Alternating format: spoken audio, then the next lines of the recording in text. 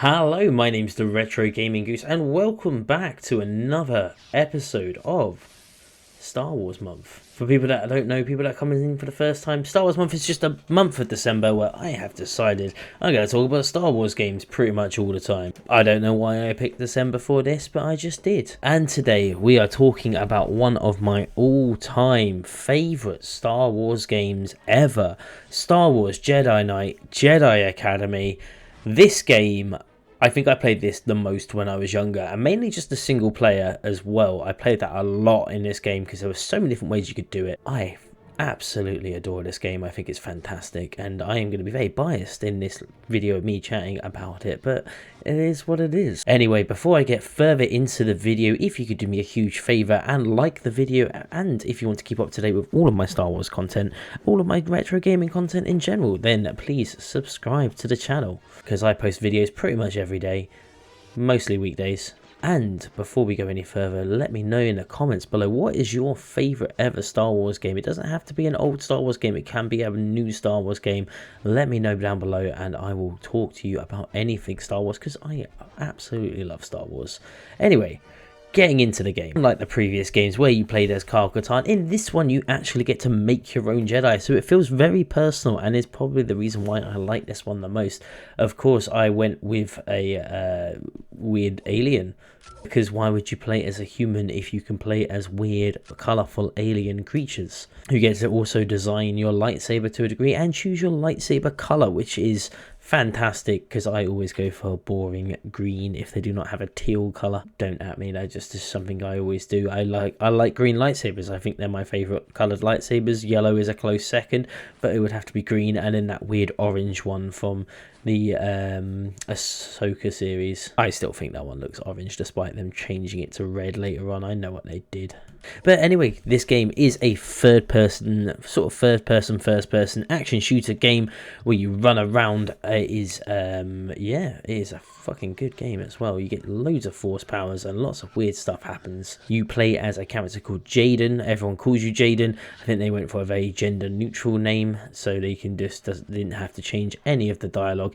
You're going to watch about a couple of minutes of me getting stuck on rocks in this bit, which is quite common until you unlock more force abilities just to get stuck. And that would be my biggest complaint with the game, is how often you just get stuck in random terrain, and when you initially think, oh, I can't jump out of here, you go back looking for another way just to realise that no, that was the way, you weren't jumping specifically right.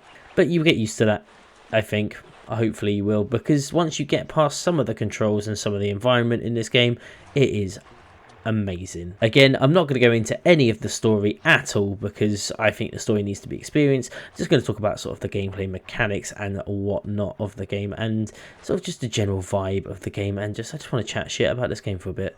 This game was released in 2003 for the PC and the original Xbox, and it was a sequel to the Jedi Outcast game, last week's video. So this is pretty much the last one in the sort of like Kyle Katarn story. Kyle Katarn is in this game quite a bit, but you take on the role of your sort of own character who is kind of like his apprentice, kind of not. But Luke Skywalker does turn up in this game, I will say that. That's cool. Mara Jade's not in it, but Luke is. Now, probably the easiest way to play this game in 2009 was re-released on Steam. It is probably the easiest way to play that, but there is a Nintendo Switch and a PlayStation 4 port, so always fun. You can also play this backwards compatibility on the Xbox Series S, Series X, and Xbox One, which is very fun to go back to because the frame rate is much better.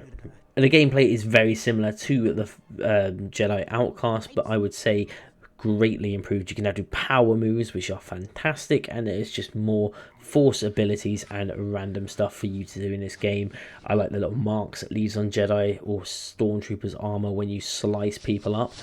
Sometimes it is quite hard to see what's going on with the lightsaber battles, but you get this cool slow motion moment when you kill someone. One of my favorite bits of this game is when you get into it, you can kind of like select your own mission and how you want to do it. It really gives you the idea of the Jedi being this sort of like galactic police force, just going out and about to help sort of solve people. You can upgrade all of your force abilities abilities, as you can see here, deciding what you want. Always go for healing at the start of the game if you're playing light side, and you get to pick up your equipment as well, and that really doesn't matter because all you're going to be using is the lightsaber. Let's be serious, sometimes you might use a machine gun, but mainly it's going to be the lightsaber, isn't it? Because why would you use anything else in a Star Wars game? And along the way you always bump into sort of favourites of the series, such as Chewbacca and other people.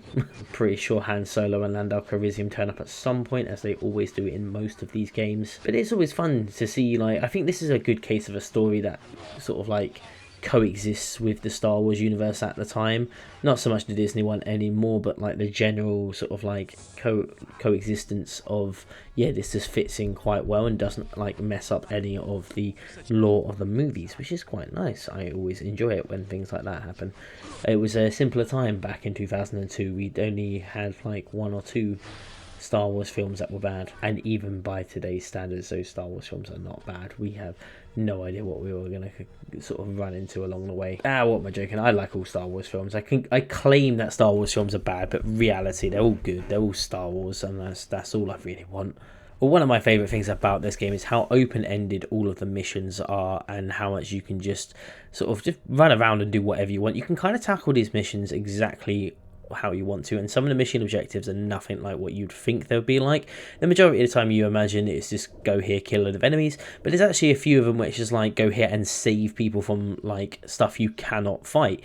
One that points out particularly to me is on Tatooine, where you end up sort of like on a like derelict spacecraft, and there is a weird sand monster like a sandworm floating around eating people, and you got to try and do the whole mission and regain like survivors from a like spaceship crash without touching the floor. And it's very fun. It's a very unique way of playing the game. It's not always, you may be an all-powerful Jedi with all these like lightsaber and force powers and be able to use any gun you want to absolutely ruin people, but the game makes you think, oh, actually there's things that you just cannot fight.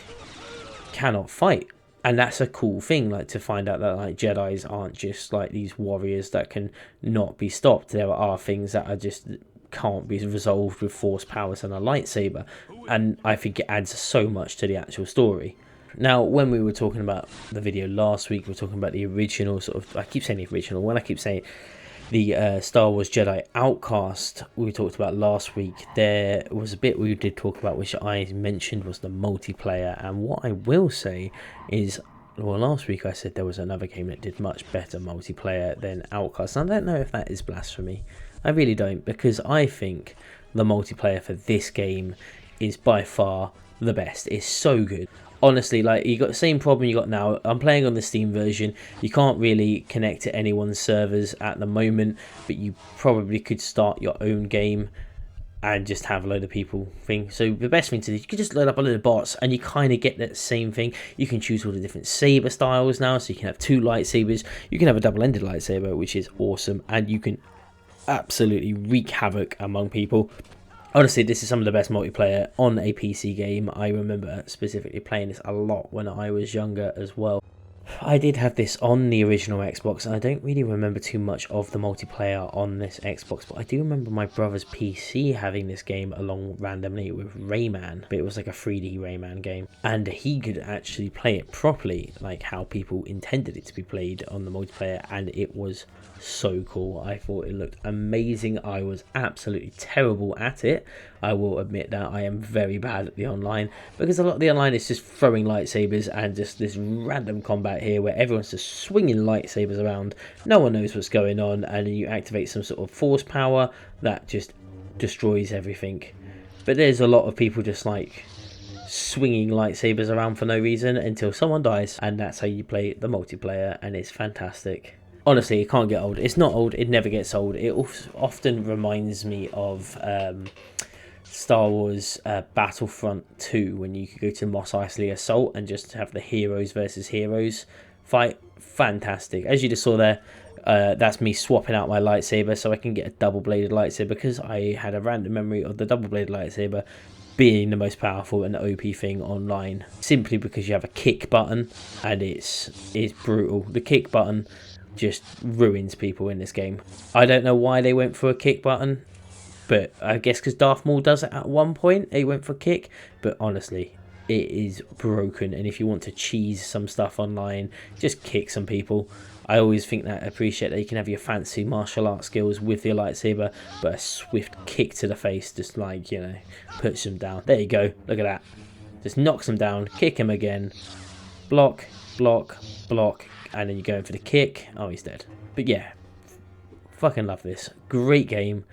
One of my favourite games, very easy to pick up nowadays, and it's one of them games I feel like a lot of people should play because it is so fun to play. Anyway, my name's been the Retro Gaming Goose. If you have enjoyed this video, please remember to like the video. If you want to keep up with all my retro gaming content, please subscribe to the channel, and if you want to, leave a comment below just telling me about your favourite Star Wars game. I will happily talk about Star Wars with absolutely anyone, so please leave a comment below. Thank you so much for watching, and I will hopefully see you in the next video. Bye.